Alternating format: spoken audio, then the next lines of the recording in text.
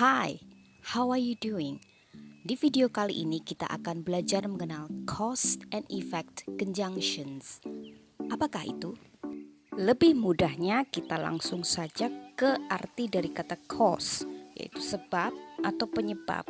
Sedangkan effect itu adalah efek, hasil atau akibat dari suatu tindakan. Suatu bagian kalimat merupakan cause ketika tindakan itu terjadi duluan atau terlebih dahulu. Sebagai contoh, ada telepon yang berbunyi, maka dia menjawab telepon itu. Nah, manakah yang terjadi duluan? Telepon berbunyi dahulu atau dia menjawabnya terlebih dahulu? Di sini kita perlu memakai logika ya. Juga penguasaan kosakata sangat diperlukan supaya kita bisa memahami kalimat karena nanti kalimatnya dalam bahasa Inggris guys tentu saja. Nah, telepon yang berbunyi pasti terjadi duluan. Maka ini merupakan cause. Jika ingin berfokus pada cause, maka kita bisa menaruh konjungsi because pada klausa yang merupakan cause. Maka kalimatnya menjadi because the phone rang, she answered it. Karena telepon berbunyi, dia menjawabnya. Jadi telepon berbunyi terjadi duluan, maka telepon berbunyi ini merupakan cause. Kata hubung apa sajakah yang merupakan cause conjunctions? Mari kita lihat satu persatu. Semua konjungsi ini artinya adalah karena. Ada because, since, as, for. Ada because of, owing to, due to, thanks to. Because, since, as, for diikuti oleh subject dan verb. Kemudian because of, owing to, due to diikuti oleh noun phrase, kata benda ataupun gerund yaitu verb ing. Sebagian teman-teman Ultra Readers mungkin bertanya-tanya, kenapa ada kata thanks to? Bukankah itu artinya berterima kasih? Dalam konteks ini, thanks to bermakna karena. Lalu ada kata since yang biasanya kita pakai pada present perfect tense. Dan sekali lagi, since di sini artinya karena fungsinya di sini sebagai cause conjunction. Suatu klausa termasuk effect ketika dia terjadi berikutnya sebagai akibat dari cause. Apa akibatnya? Apa hasilnya? Dijelaskan pada klausa effect ini.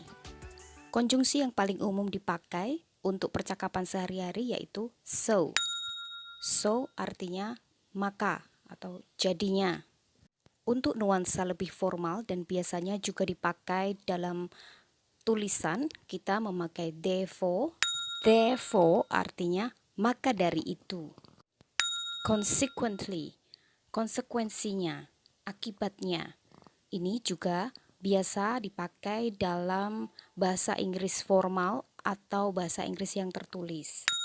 Hence, maka, kemudian itu juga dipakai di bahasa Inggris tertulis. As a result, sebagai hasilnya atau akibatnya. As a result ini sifatnya formal dan sering kita jumpai pada bahasa Inggris tertulis.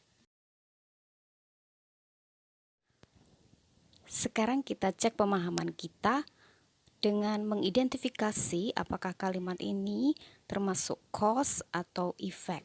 Kalimat I'm wearing a jacket, aku pakai jaket. Kemudian kalimat yang kedua, this is a very cold morning.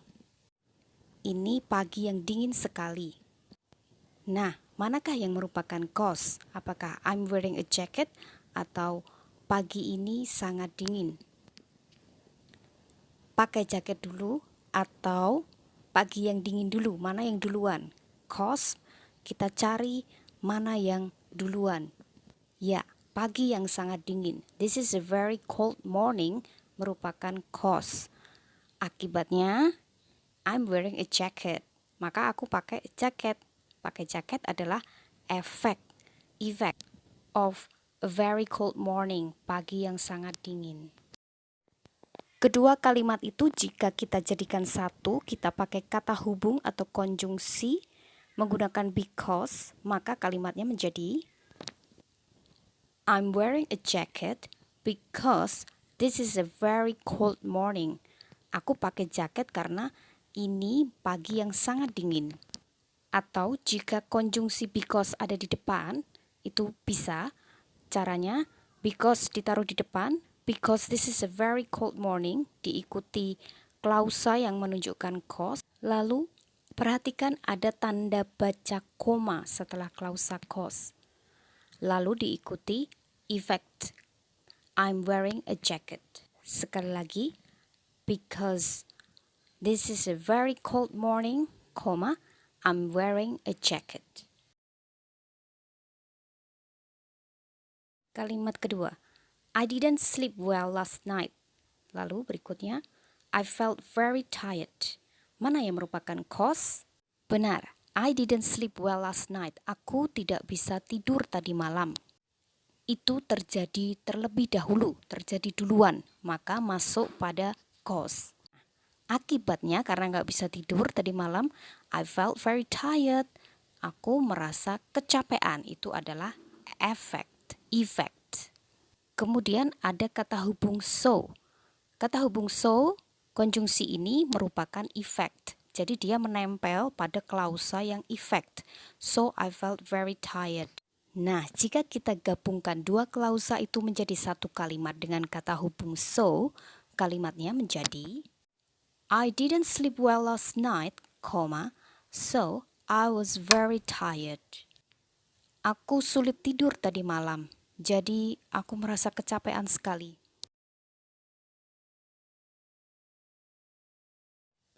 Kita lanjut ke kalimat ketiga. We stayed at home. Kita tinggal di rumah. We were infected by COVID-19. Mana yang cause dan mana yang effect? Ya, benar. We were infected by COVID-19 itu merupakan cause. Akibatnya, the effect is we stayed at home. Kita tinggal di rumah.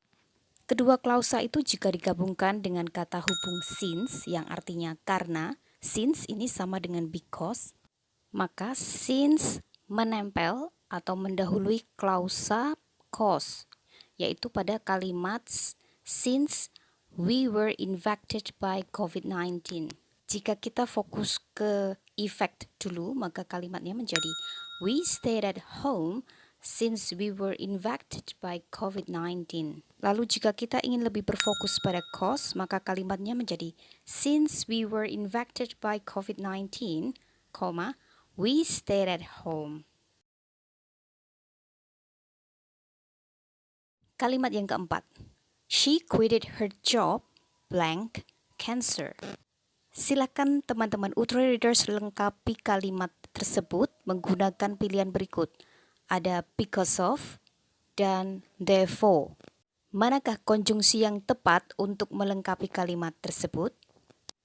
Pertama, pastikan Utre Readers tahu mana yang effect dan mana yang cause.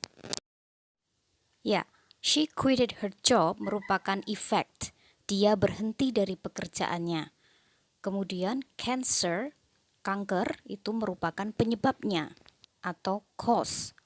Maka konjungsi yang tepat untuk melengkapi kalimat tersebut adalah because of.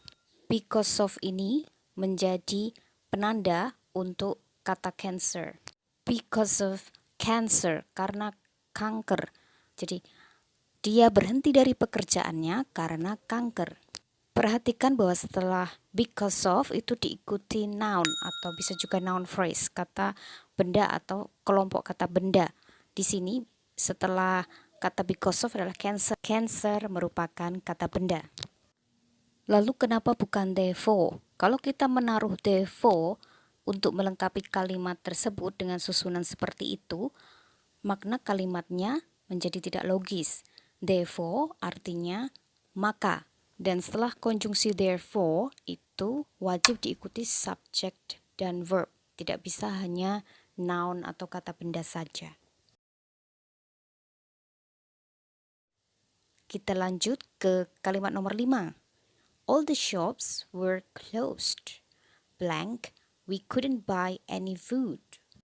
Kata hubung atau konjungsi mana yang tepat untuk melengkapi kalimat?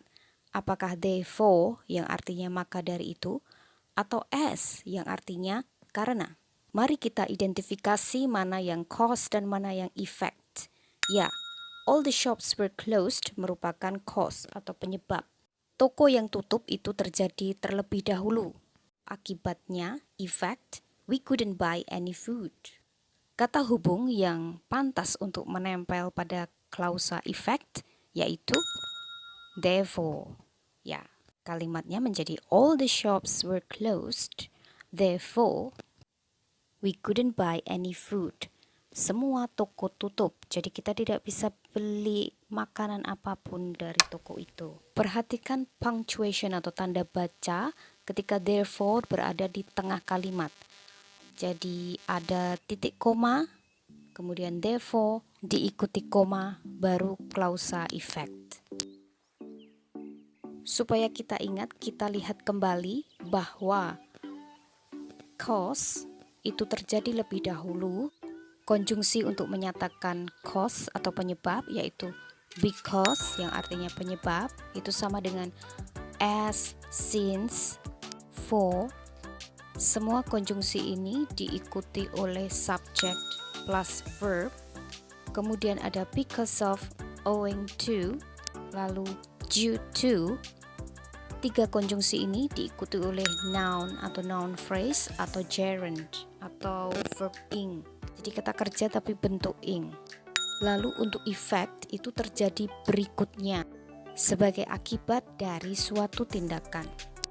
Kata yang umum bisa dipakai untuk percakapan sehari-hari yang sifatnya tidak resmi yaitu so. Kemudian ada therefore, hence, consequently, as a result, itu formal. Sebelum kita tutup, mungkin teman-teman Utre Readers tertantang untuk melengkapi kalimat ini dan menjawabnya di kolom komentar. His failure was blank, his laziness. Kegagalannya adalah titik-titik his laziness, kemalasannya. Conjunction apa yang tepat untuk melengkapi kalimat itu? Apakah because atau due to? Coba tulis jawabannya di kolom komentar ya. Selamat mencoba. And thanks for watching. See ya.